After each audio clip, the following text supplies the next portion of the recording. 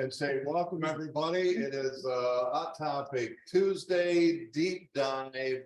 And today we're going to be taking a look at the market that we're experiencing today with our coaching team. So, hey, let's just do a quick introduction, start her out. Yeah, Alex Peck, for those of you who don't know me, I'm the director of our coaching department. And these are my lovely associates. Go ahead. Well, anyway, James Morgan, co-manager in our Belleville Coldwell Banker branch. Dawn Hendricks, I am in our Orion office. And Karina Ball, I'm in our C21 Shelby office.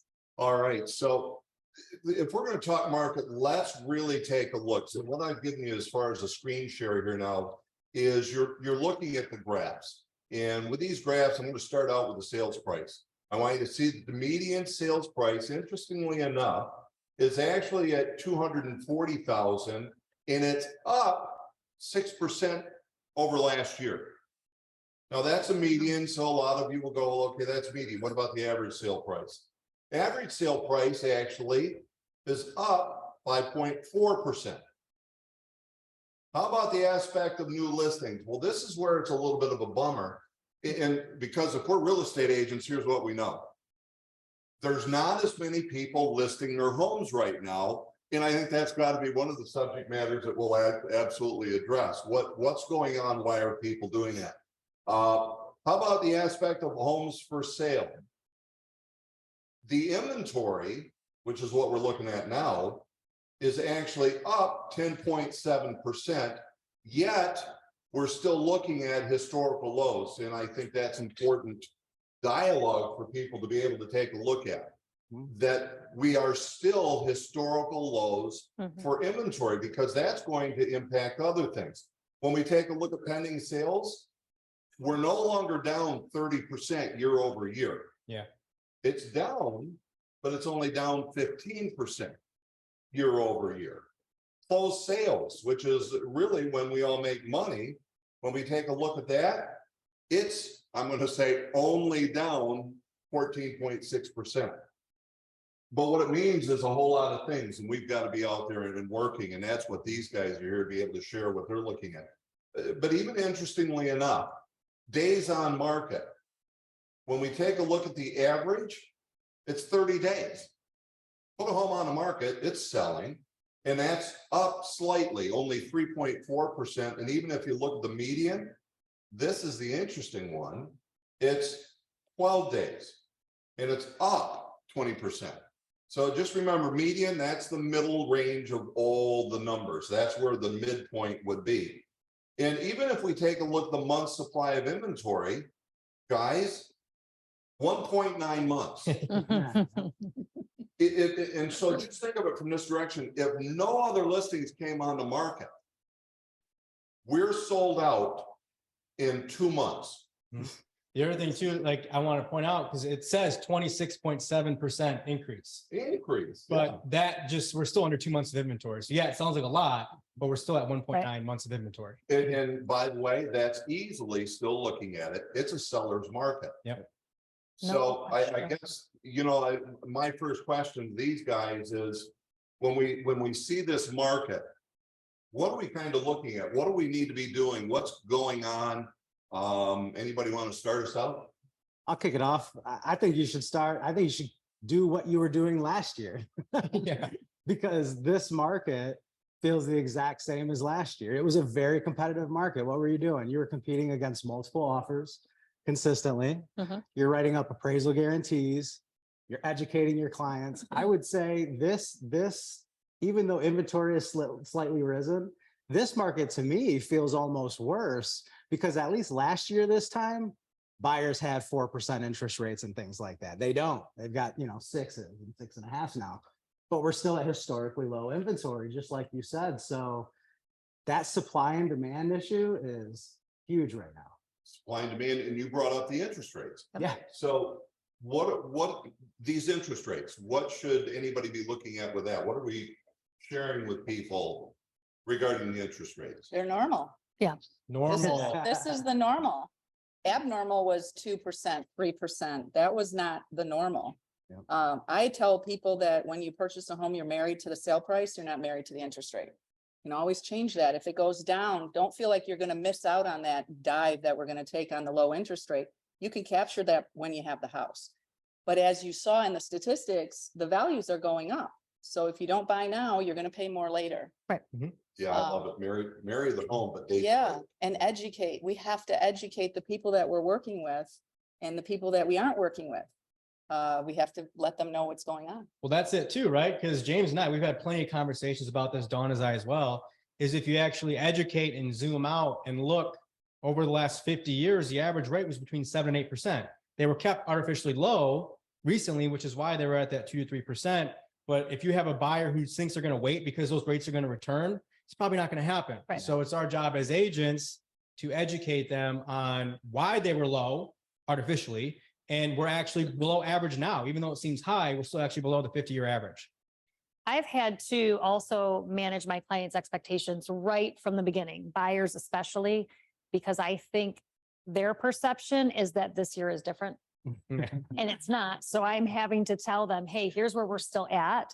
Here's what you can expect when you are putting offers in.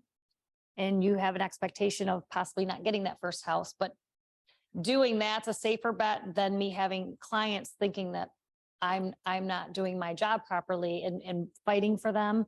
So right out of the gate, I have that conversation with my buyers. So that brings up that aspect that really our market hasn't changed much. The only thing that's changed is the number of sales that are occurring and the number of listings that are coming on the market. So let's take the competing situation because there's not a whole lot of homes on the market. Yeah. What are we guiding our coaching clients with at this time? For me, I think I'm focusing my clients on what is their expectation, what is their maximum they're willing to go to. Tell me your bottom line, and we're going to work around that. I was just talking to them. My pet peeve right now is the waiving inspection. It's driving me crazy. And I have some clients who are willing to do it, and I will have them sign off that I do not advise that. But when I have somebody who's willing to do that, if they're pulling all those stops out, then I know how to go forward with an offer for them. I know how to handle that with them. But it's challenging. It's challenging for sure. But if we don't educate our clients, then we don't get them back. Yeah. So your client appreciates that you would tell them, no, you have to have a home inspection because it's important. And why is it important? They do the inspection, they find something, they either walk away or they negotiate that. That's your job to teach them that. Right. And that's why they come to us, because they need us to advise them. So those few that won't do it, that you have to have sign off, you have to. Right. I think it's a biggie. You bring up the point of we have to educate. Yep. Because right now, where are they getting their education from? The news. The parents. Their parents. Or the- Their news. Their Yeah. parents. Don't buy, interest rates are too high. Yeah. Now's the bad time to It's buy. The nonsense. economy's volatile. Don't do this, Yeah. don't do that. I love that you keep hitting the home at the education part, because that's something we're hitting hard at right now Yep. too with our clients, buyers and sellers. So when we're sitting down and guys, try to, if you show somebody a home and they want to keep looking, I suggest you really set up a second appointment and do a buyer consultation before you keep going out there and spending your gas money and doing all that. So sit down with your buyer client, say, hey, come into my office. Let's sit down. Let's have a cup of coffee. And we're going to talk about the market and what it's actually going to take to accomplish your real estate goals in this current market. Matter of fact, how much do you know about the market? Well, and then you get to educating. Yep. And right at that point, I think is vital, because now you are the educator, you're the professional, and you're looking out for their needs. And at that, why would they go anywhere else at that point? Yep. James, it sounds super educated. He knows exactly what's going on, this and that. Why would you go look anywhere else? And then same thing with seller clients and your listing appointments. Start off with some of those numbers. Go hyper local into the city, brought out to the county, and then maybe the MLS, and show them, hey, we do have great, we got, for you, seller, you're in a great position right now. We're still in a seller's market. And this is simple supply and demand economics. There's not enough homes for sale for the amount of buyers out there. and then get into your listing presentation or whatnot. That's it right there though, too, is managing expectations. Are you managing expectations for both buyer and seller? Are you sitting down and saying, hey, we should find your home within the first 5 to 8 homes we look at. And if we don't, we're missing the mark somewhere, Yeah. right? Are we setting expectations with sellers that says, hey, if we price it at X and it's not sold within 21 days or 14 days, we need to make an adjustment. Our job isn't to make decisions for our clients. Our job is to advise, present the options in front of them, explain the pros and cons of each option, and then they have to make the decision. I always say, take them through the process. So you bring up that Yeah. buyer consultation, take them through the process, because from the aspect of how do we look at a home, what should we be looking at? Right. That this is becoming a home, and that's an emotional selection through the point of, okay, now we've selected that one home. How do we make that offer? I'll tell people, ignore the asking price, which sounds really strange, but ignore the asking price. It doesn't matter, because if it's priced low, doesn't matter what they're asking. If it's priced high, it doesn't matter either, because then we're obviously going to come down lower. And then for the aspect of making that offer, we have to prepare them that yes, you might have to go higher. There's this thing called escalation clauses, and people might suggest that you want to avoid doing an inspection, but Mhm. That's a huge point, because imagine going into, you're out there, right? You're about to write an offer with a buyer client, and now you have to talk to them about, so how much over list price do you want to go? And they can't, Yeah. they Right, can't you're like, know what yeah. that means. Why? What? I thought we start a little bit low and we negotiate from, it's like, no, that's We're not not the in that market we're I'm at in. the top of my, God. price range. I can't I go. couldn't imagine actually doing, I mean, because we do have to do that. Oh, We yeah. have to guide them. Yes. But to do that without a buyer consultation, Oh, man. Mhm. Yeah. oh, Breaking the news for the first time, you have to pay $20,000 over ask when they write up the offer and they have no Oh. expectation of that. Just another slimy real estate agent Yeah. trying to get a bigger check. Exactly. Yeah. Right? That's You're what they're trying to thinking. squeeze more money out of me. Well, it's the same though with sellers. Mhm. When I go into my listing appointments, right out of the gate, they'll say, I mean, you're probably hearing the same thing is, everybody's getting multiple offers. I can get 20,000 over asking. I manage that on the opposite side. Like, I don't have a crystal ball. I can't tell you what is gonna happen. I can tell you some of the things that are happening right now, but really you need to manage their expectations just as much. Yeah. Because if they look at it from the perspective of what they're hearing on the news, or, it's going to be, well, you didn't get me as much as so-and-so could get me. So it's still, it's to me, my sellers are the ones that I really have to educate, because they are so hypersensitive to this over asking, to no inspection, and no, they want to have an inspection. Yeah. Well, yeah, they And rightfully another- so. Another part of the So- conversation with the seller that we haven't touched on is, where are they gonna go? Right. That's what I get all the time. Like, I want to sell my house, but where am I gonna go? There's nothing on the market. That's a Well, let's common talk one. about that. Yep. Where do you want to be? Where do you want to go? We do that in coaching. Mhm. Where do you want to move to? Why are you moving? What's your goal? What's your ultimate goal? What's your time frame? And making sure that you have all the pieces to the puzzle before you get out there on the road and spin your wheels, or spend money on marketing and getting photographers out and putting a coming soon on Thursday, and then they say, oh, wait, it's too soon. I'm overwhelmed. Or they want to write it contingent upon them finding a home. Right. Yep. Yeah. Now Yeah. you have that predicament, and I've Yep. seen that a lot lately Yeah. too. So So, James and I were just talking about this yesterday. It's going 2-3 questions deep. Yeah. Right. So when someone says, well, I don't want to wait, I don't want to buy right now because rates are too high. Okay, well, tell me more about that. What would you be comfortable paying monthly? What would your monthly payment look like for you to make a move? Right. And just keep expanding on that, because if we just take that as, okay, well, I'll follow up with you when you're ready, Mhm. they're going to buy with somebody else Mhm. and they're going to sell with somebody else. it's amazing when you take it a little bit deeper, how much more you gain in regards to their line of thinking. And then how, through education, Yep. we can change the way that they think. And I always remember one where it's when they say no, typically it's because they don't know enough. Right. We need to do a further education. So it kind of shift gears, and let's talk to sellers. Because obviously inventory is down. Yeah. Mhm. There's not a lot of people coming on the market. Probably a number of reasons for that. But the one simple thing I want to throw out, and then Karina, I'm going to lead it to you for what we were just talking about a little bit earlier. We always say, talk to everyone. talk to everyone. The opportunities are everywhere, and then share your story with what you ran into. I was at a doctor's appointment and the technician was doing a scan and she said, so what do you do for a living? And I thought, oh, this is perfect. Thank you very much. And so I told her I'm a real estate agent and she said, oh my gosh, you must be really struggling. You know, the market is crazy. It's so much inventory out there. Interest rates have skyrocketed. Nobody's buying. And I said, You oh, said let you me-" must be really struggling. yeah. You should just say, you must not know who I am. I'm Karina Ball. Right. So it was time to educate, you know, you just simply say, you know, no, that's not even true. You're getting that from the wrong source. So I want to tell you, it's the interest rates are normal. I've been in the business for 28 years. This is where I want the interest rate, 6, 7, 8%. Yep. And yes, our inventory is out there, but it's not at a surplus. And we have low inventory. So sellers are getting great numbers for their homes. And she says, oh my gosh, I never even realized that. I got to stop watching the news. Great. So I got all my scan done and everything, and I left and of course handed her a business card. And that evening, last night, I got a text message from her and she said, I feel like it was a God thing, meant to be. I have a condo to sell. My mom passed away 8 months ago, and I'm going to be contacting you.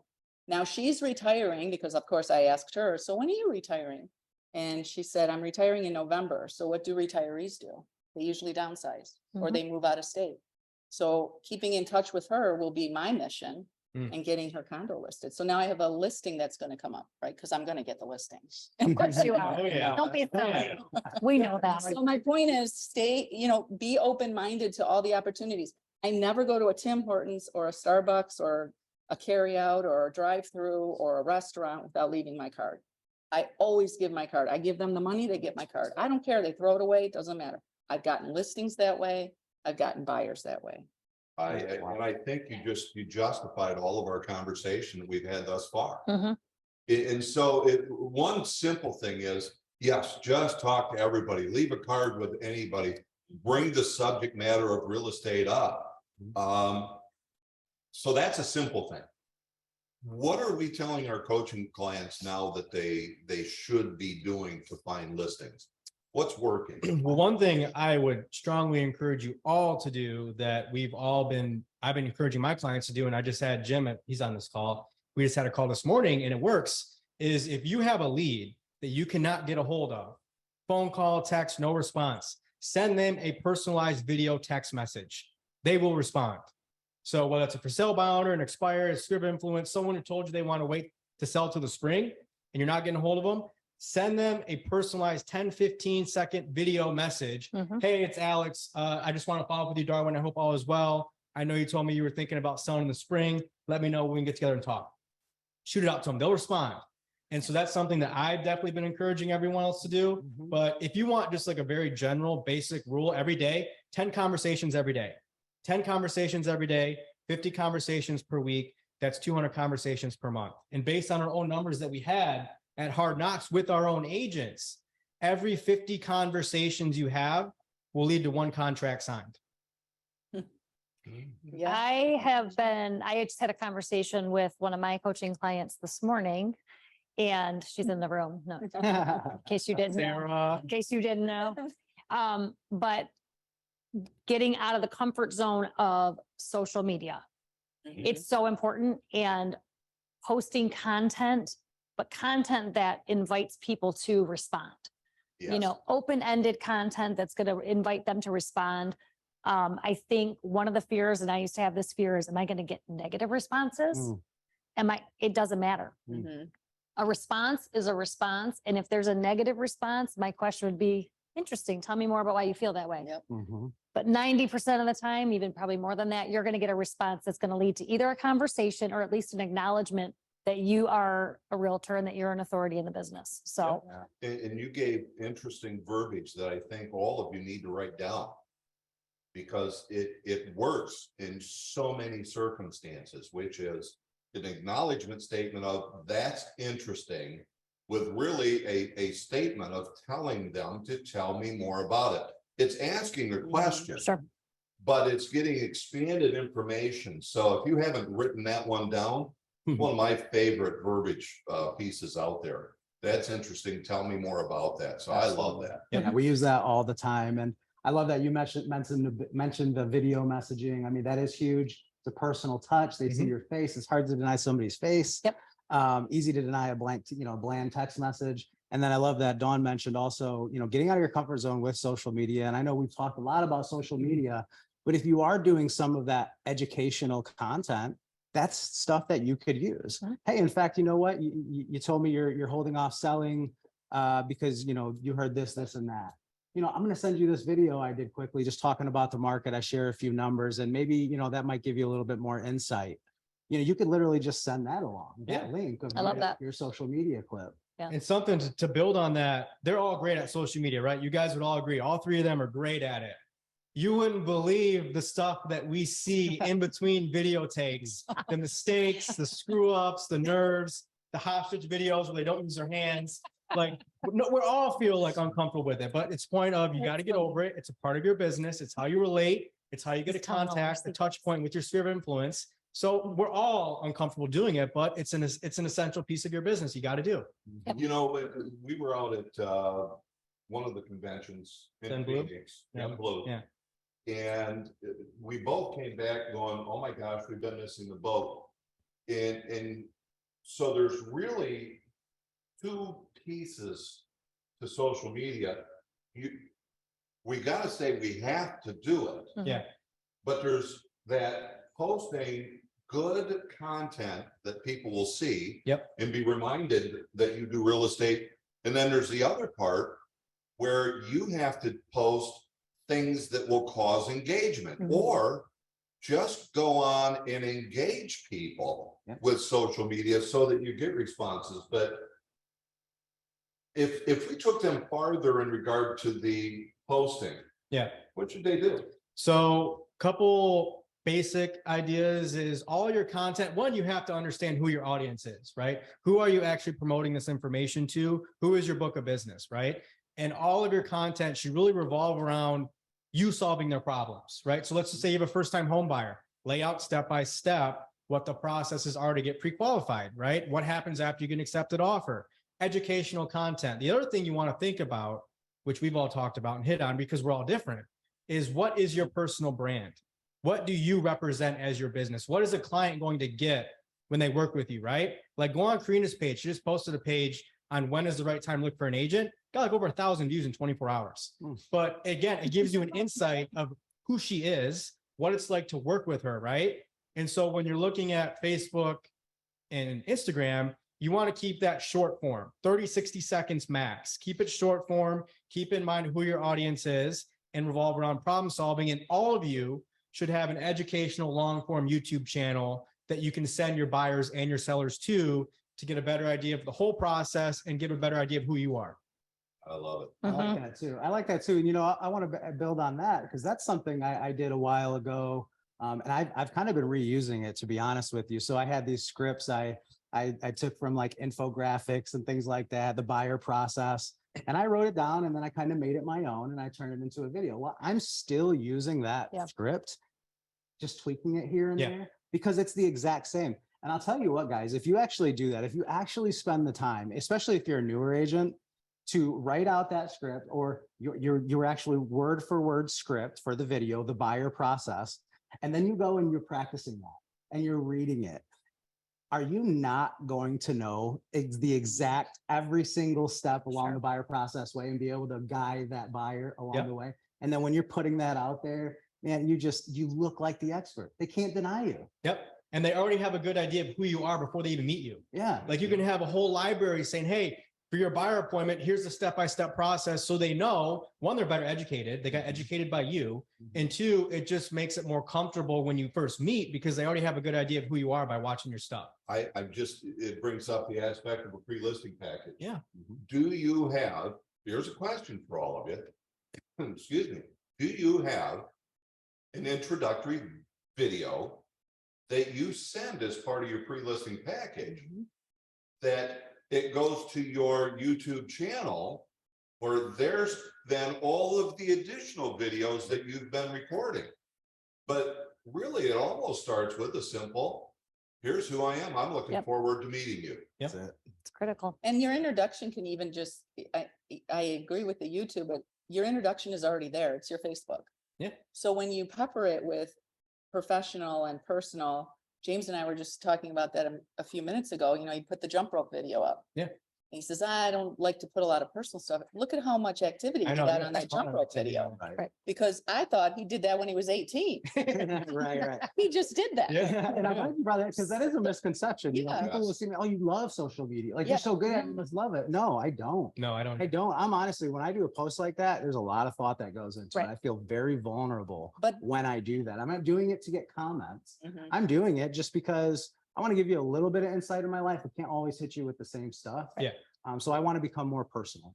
But I Yes. think that's the misconception, is that we think we're posting this to the 5 people that we are worried about. What do they think? What are they Right, saying? right, right, Yeah. right. And we're posting it to the 5,000 people out on social media that are like, I'm looking for a real estate agent and this video just popped up. Right. So the 16 or 1,800 views that I got, that means more to me than the likes, because those are people that watched it. Yep. So if I get one out of that, it It's worth was. it. Yep, So I then, agree. You know, we're talking personal versus professional. Obviously, we should have both the personal page and professional page, posting to both. On the personal page, how much, is there a ratio that you guys are using? No, but I definitely post the majority to my personal page. Yeah. You know, I have so many more viewers on my Mhm. personal page, so I definitely post more there. I mix personal and business. Never religion or politics. just personal and Right. business. And I think that's the deal. Yeah, I do, yeah. Yeah. too. So, but when I do that, I also keep in mind what I'm posting. You know, my personal page still has a limit Yeah. to what you're posting on it. But the key to it is, again, something that's inviting, something that causes people to kind of go, either that's funny, that's interesting, whatever it is. That's what I try. Entertaining. Yeah, just something to center it around so that you can get engagement, because they might be looking at that post, but then as they scroll through, they're like, oh, wait a minute. There's a house she just sold. There's that. And it kind of bleeds into the next thing. I'll So, tell you a simple photo that I can't remember how many views, how many likes. Put a picture of me and my granddaughter when we did a basketball game that we officiated together. Yeah. Amazing, That was just great. because that's all I did. right, Mhm. Yeah. Is post just that. post the picture. So the way you kind of want to think about it is, if you didn't know any of those three, but if you went to their social media, you'd have a good idea of who they are by the stuff they post, right? And so same thing with myself. The coaching pages I post every day. Like every day something goes up there. That's all business typically though. But my personal page is a lot more just personal stuff. So that's what you kind of want to think about. If I met a stranger and I asked them to check out my social media, I would want myself represented out there so they have a good idea of who I am.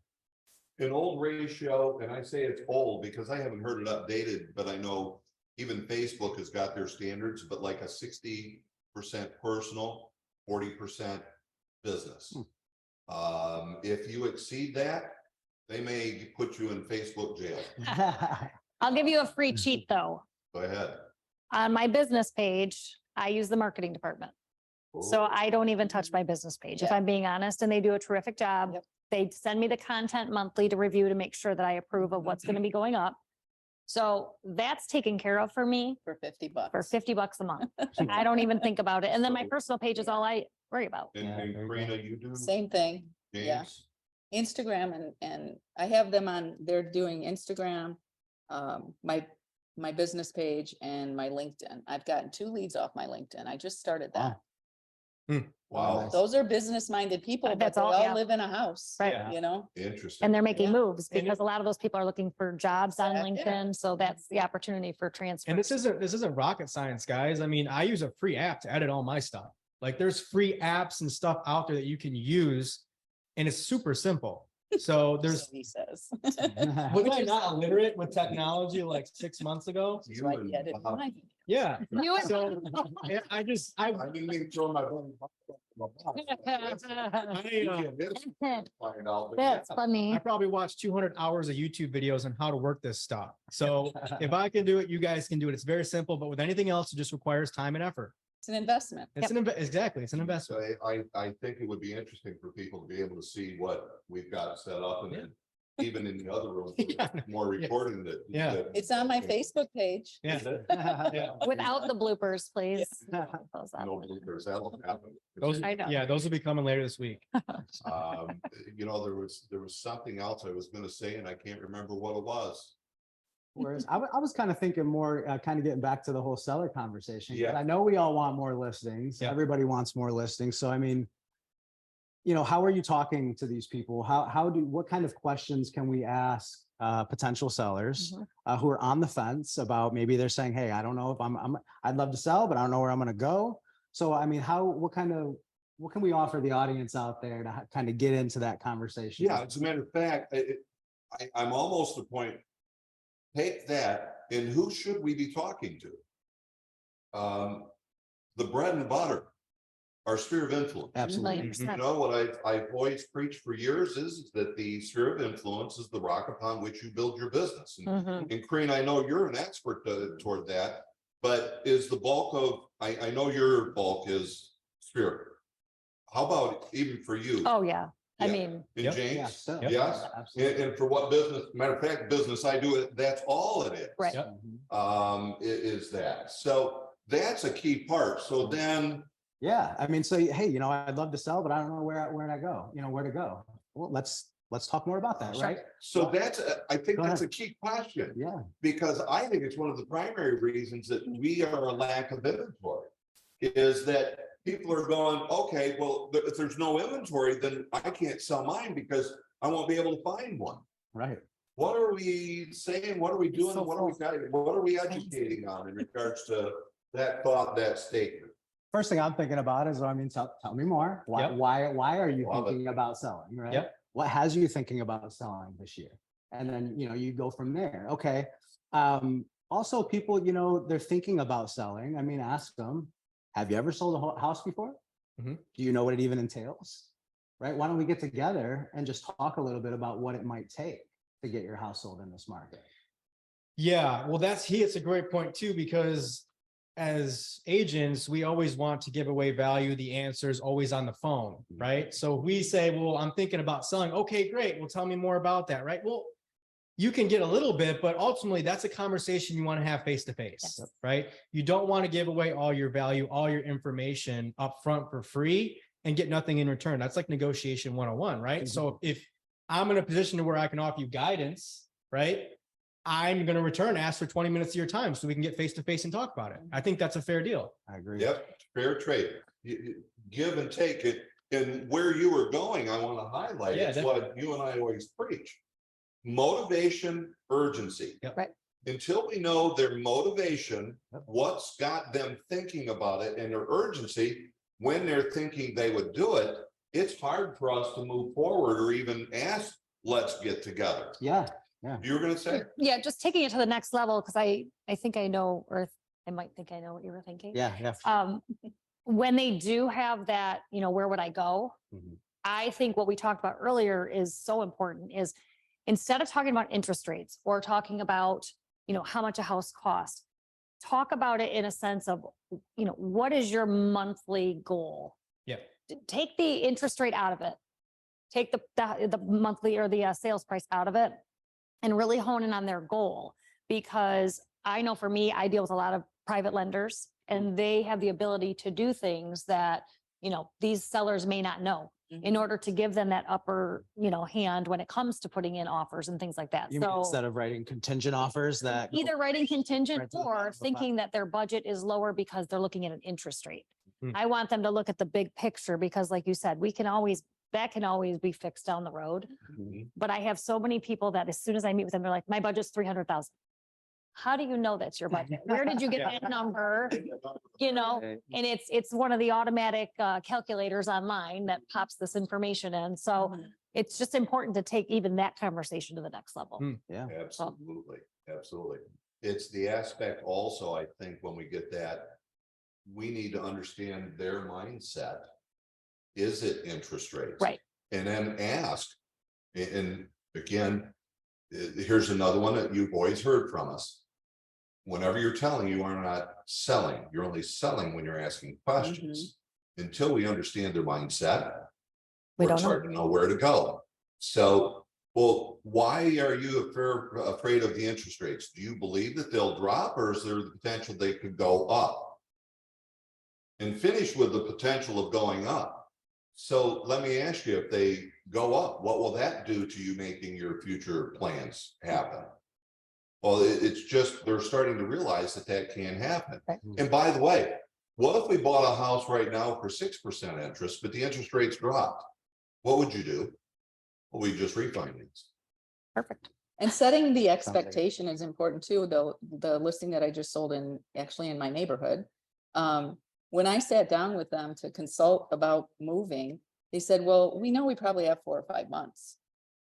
No, you don't. You have 3 weeks You then. have- So Yeah, I put it on the market as a coming soon Thursday. I had 34 showings on Saturday and 27 people in my open house. We had multiple offers over asking. Mhm. So they had to have a plan. Yeah. So I had to get that in place before I even put the house on the market because they thought they had all kinds of time. Right. Mm. They're in an apartment because they didn't have all kinds of time. Yeah. So you have to set the expectation and make sure that you understand their mission and you understand their timeline. And it's not just interest rates. It's not just sale price. It's like, what are your plans for the future? Right. And sometimes that feels like you're really getting into their business, but you really are getting into their business. They're selling the biggest investment of their life. Mhm. And it's a personal thing. And so the emotions go up and down and up and down, and you're there to stabilize it. Yep. Mm. And educate them on what's going on and help them through the process. And it does it all the way through the process till they have a pen in their hand and they walk out. There you go. Here's a good one I'm using a lot right now, especially with sellers or potential sellers is, okay, so you're thinking about selling. I mean, you know, from my experience, I understand a lot of homeowners need the equity in their home to buy their next one. Is that the case for you? Yeah, it is. Okay, have you ever done that before? Do you know what that would even look like or Right. entail? Mhm. Oh, you don't? Let's get together. I don't mind. You know. I've heard that before. Um, Shout out. I think a lot of us need to just recognize that many, if potentially not even most of our buyers are actually sellers. Yeah. Mhm. So when somebody inquires, even like, hold an open house, guys, Mhm. hold open houses. Yes. Yes, there are still houses that can be held open that are logical and make sense. Because now we get people who are walking in the door, coming to us saying, hi, we're thinking of moving. And I always say, ask the question assumptively, which house do you own in the neighborhood? What's the worst that they say? Oh, well, we're not in this neighborhood. We're actually across the street over there. Mhm. All right, fine. Or they say, well, actually, we're just renting now. Questions now can come from there, just let it go. But you got somebody who just walked in the door. So if we even stay on that concept Yeah. of what do we do to find sellers, Sure. hold open houses. Yes.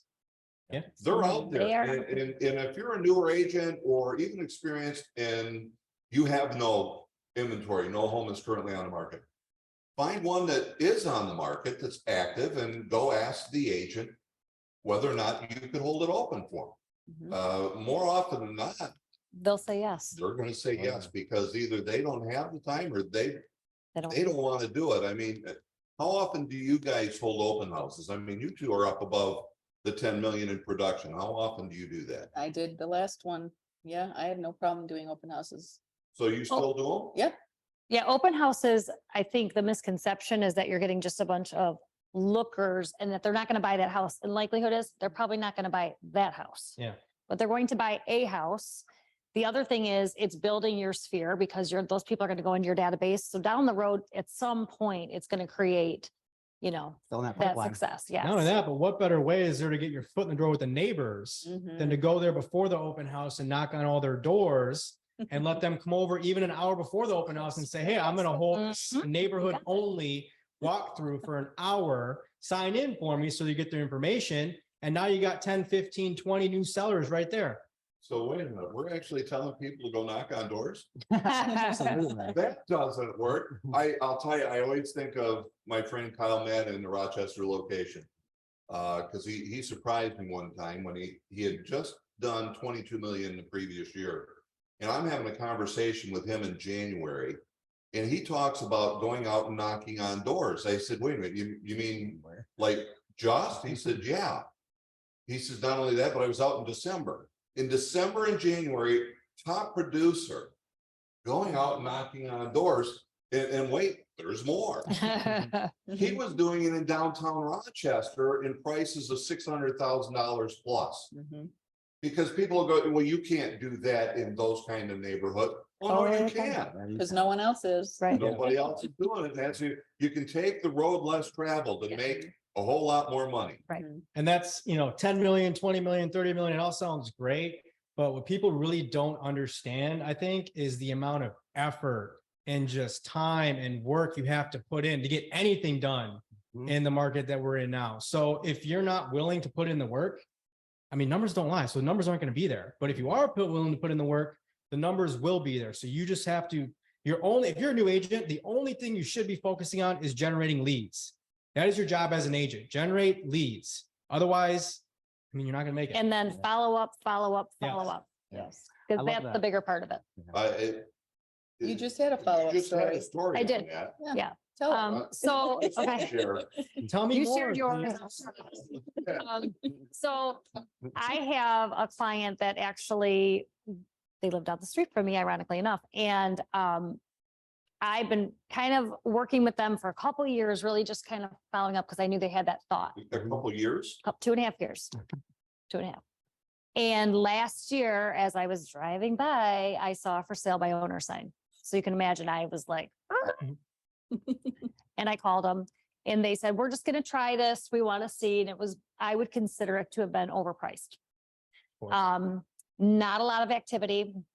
They left it on for several months during the heat of the market. I mean, summer, and it was crazy last summer.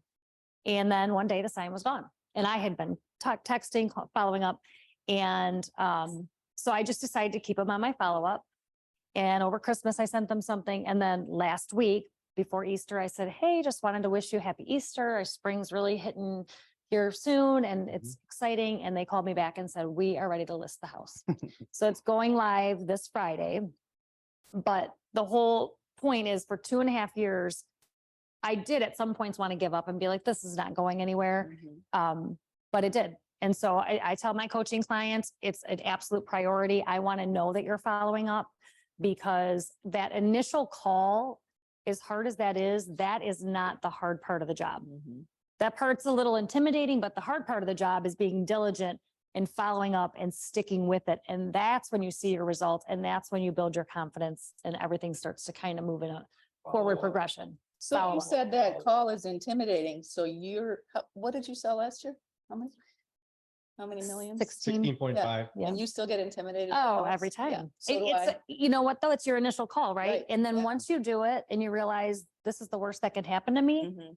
it's not that bad. And I will tell you too, the funny thing is with you being an expert in Sphere, that sometimes is the most intimidating Yeah. call to have to make, And Mhm. yeah, is the people that you're comfortable with and that Yes. you feel like you're intruding right. by making that phone call. I So, was just talking with James, who's a new agent here in Clarkston this morning. And he said, I've made a few calls to my sphere of influence. He says, but I think there's a difference between calling my mother and then calling the people that I haven't talked to. Yeah. it's a little I different. said, absolutely. And yet, I think it was Eleanor Roosevelt. Some of you go, who's that? I think Alex just said that, I huh? was- it was probably- Daddy's wife. But she said, feel the fear and do it anyway. Yeah. Because here's the reality of your success in real estate, and it's what you just said. Yeah.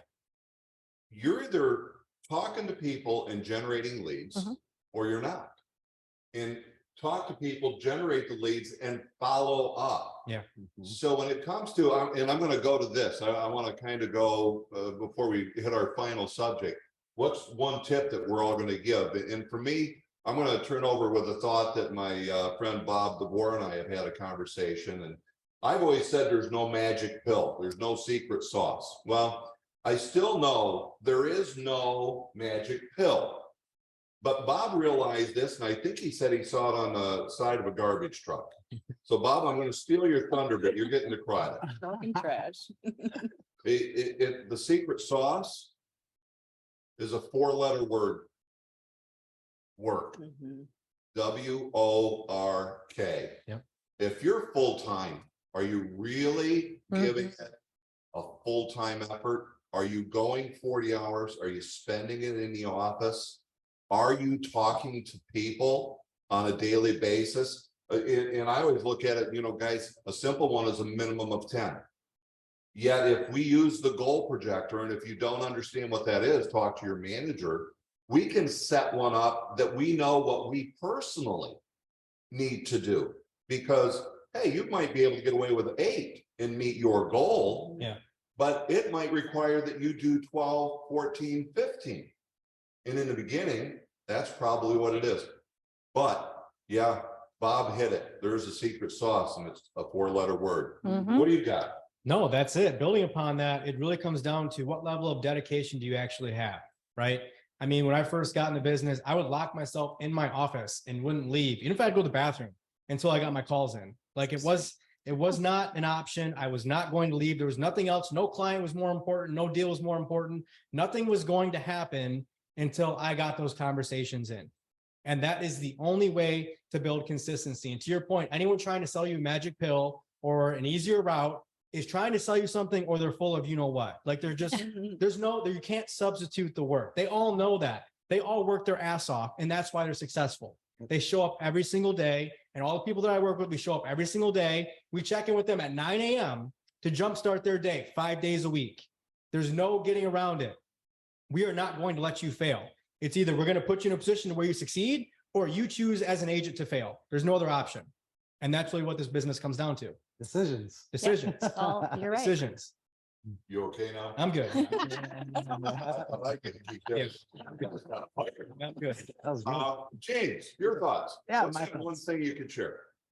I was trying to think outside the box a little bit. I like to do that. I think we talked about a lot of good content in here. I would say, the examples of him out in Rochester, Yes. and then, you following up for 2 years, you're doing things that other people aren't willing to do. You're doing things that other real estate agents aren't willing to do. Those are hard things. So in our office, we'll talk about the hard a lot, right? Do the hard things, the easy stuff. It's easy, right? Yeah. It's easy to eat a chocolate bar a day. That's Yeah. super easy. Yeah. Try eating an apple a day. What's that going to do for you, right? Mhm. So I would say moving forward this year, guys, I'm a big believer in if you feel good, you do good. So start focusing on yourself a little bit more. Start reading a little bit more. Start exercising a little bit more, just a little bit. Start challenging yourself. Go shadow somebody that intimidates you, or just do things that put you in this uncomfortable state, because that's where you're going to grow. But really, start focusing on yourself. Start focusing on yourself. Get better. Feed this up here. Challenge yourself. Read. Do those good things that Yeah. fuel your Yeah. soul. I think the key is don't become an educated derelict, because Mm. in all of the education, you still need the income producing activity. Yeah. If you look in your calendar, or you haven't tracked how many people you talk to, you're probably getting a great education. And again, there's that one direction we don't want anybody to go. Yeah, it comes down to that like the hard and the easy, right? You wake up at 10 a.m. or 10 a.m. or 6 a.m. Yeah. You wake up in the morning or you don't. You show up in prospect or you don't. The Iron Cowboy. Yeah, man. What's Yeah. Oh, yeah. What's your heart? What's your heart? Pick your That's heart. where I was like, Absolutely. you had that from somewhere. There was a twist to that. Yeah. It's not easy to read, right? It's not easy. We're busy, but grab that audiobook. Yep. That's still a choice. That's a hard choice. Let me listen to this audiobook while I do the dishes. Let me listen to the audiobook while I'm driving to an appointment instead of singing, Yeah. right? Like those are hard decisions. Choose your heart for sure. Mhm. Yeah, I like it. Yeah, me too. What you got to share? I think what I've been really getting my coaching clients to try and focus on is their level of commitment. So it's been, the thing that I see overwhelmingly, and this was something that I struggled with too, is time blocking. You have to commit to yourself. I feel like once I put something in my calendar, it is a commitment. So I want, I think the commitment that you make is really important and critical to your success, to being able to do all the other things that we're talking about. I will say that I expect from my coaching clients to give their full commitment because they've made the choice already to coach, right? They've Mhm. made that choice with us. So if they're doing that, they're ready to do it and we may need to guide them, but I check in with them in the morning and I check in at the end of the day. And the main reason I do that is because at the end of the day, it's a very different vibe than when you get in the morning. Yeah. And it is. Mhm. And you almost need to re-energize them that we're doing this again tomorrow. Mhm. Yeah. So to me, that level of commitment comes down to being in front of you, tangible, write it down, write your goals down, make sure you know every day what your level of commitment is. And just you can't stray from that because that's where your success comes in. I think you hit something, and I always like to say it this way. Real estate is really easy. It just requires hard work. Mhm. Your ability to, if you will, go out, get beat up, get some bruises, some cuts, some scrapes, some broken bones. It's necessary. And then for your ability to keep on doing it over and over and over again. That's our first, I would say our first real breakthrough for when we have new people come on is I'm not even telling you what to do. No, I'm not telling you how to do it. All I'm going to ask you to do is go pick up the phone or talk to people and get beat up Mhm. and then report back to me later and tell me how it Yeah. went. yeah, And that's that building block that we start with so that then they realize the grind and are ready to build on it. When you started, Mm. is that not how we started you? Identical. yeah. And that's why I love doing it to other people now. No, I'm just That's kidding. the thing though. Everything that Circle of we life. ask, everything that we ask of you, we've all done ourselves. Mhm. We would never ask you to do something that we haven't done ourselves. So what she's talking about, I had the same thing. I was 19 and I had nobody and I got my ass kicked every single day. But that's why we require it because that you need that growth process to experience it because that's really the foundation where you build. I always say the best people to have come to any of our classes, our sessions, and what we're going to talk about here shortly are the people that have already had experience. Yeah. Because now when we teach, you've got something to anchor the education to. Yeah. Because I can't tell you how many times I ran into, I wish I'd have had that a week ago. Why didn't you tell me that then? Mhm. So yeah, it's huge. There's a reason, there's a method, even scientific proven processes that we put in everything that we teach and what we coach you on. Mhm. It's good stuff. Karina, what's your one thought to share with everybody? I think it's important to remember that we are independent contractors. This doesn't work unless I do. Yeah. So if I don't do what I'm supposed to do, it's not going to get done and I'm not going to make money and I'm not going to pay off my house and I'm not going to pay for my car and all the other fun things that we get to pay for when we hit this level, right? But when I started, it was open house, open house, open house. The do not call list just came out. So we were paralyzed by, you'll know this word, the Bresser book Oh, yeah. that had everybody's phone number. We used to have books that had listings in them, came out once a month, and we would check them out and run around all over town, looking at houses and talking to clients. The key to that is we were running around, talking to people, looking for clients. If you're sitting in the office all day long, getting educated and learning how to not and learning how to, you're not working. You're educated, but you're not working. Sit in that restaurant. My rule is I never eat alone, ever. I do not walk into a restaurant and eat alone. I have someone with me. It's called my breaking bread. I do it at the holiday, at Christmas time. I get together with people, whether it's coffee, whether it's breakfast, lunch, or dinner. It's expensive, but it's worth it. And one commission check covers it all. And I get them every time I get somebody out. So get out there, talk to people, let them know what you do. When you get that box of cards, go through them. I want them gone in a month. Get another box of cards. Gone in a month. Get another box of cards. They need to be out there. If they're in the trash, it doesn't matter. Someone's going to see them and you're going to get that one sale. Mhm. But get out there and talk to people. That's what this is all about. Yes. You know, Glenda LaCroix, Yes. who our gold team will know that name because Glenda was Yeah. top producer for Century 21 Town and Country her entire career. And it was interesting. I catch up with her after about 22, 23 years. And she made a statement to me that just simplified real estate so much. And again, real estate's easy. It just requires hard work. But Mhm. she said, well, look, I just realized I wake up every morning, I'm unemployed. Mhm. I've got to go find more work, so I've got to go interview. She's simply saying every day she got up and she made sure she talked to people every day. Mhm. And she owned the cities she worked in. Oh, She owned Sterling Heights, the 3-bedroom brick ranch with a 1.5 bath. She knew them all like the back of her hand, pricing and every other city that she worked in. she She worked, is, she worked. she hard. did. Yeah. And that knew work that ethic people- has transcended into now her family, you Yes. know? Her children, you know, selling real estate, and they're just as big, if not bigger, powerhouses because they know it, they saw it, and they're doing it. That's And you great. just gave the perfect transition. So let's talk. We're going to be doing something different starting May 3rd. So what you knew is Hard Knocks, we're giving an even better twist to it with some absolute true coaching. Because it's action Action. and coaching.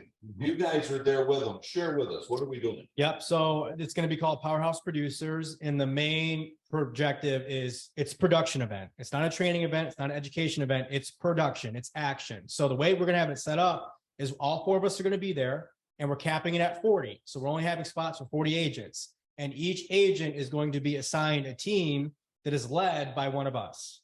And so what that means is we'll actually demonstrate, we'll actually make live calls. And the main goal is going to be from 9:30 to 1.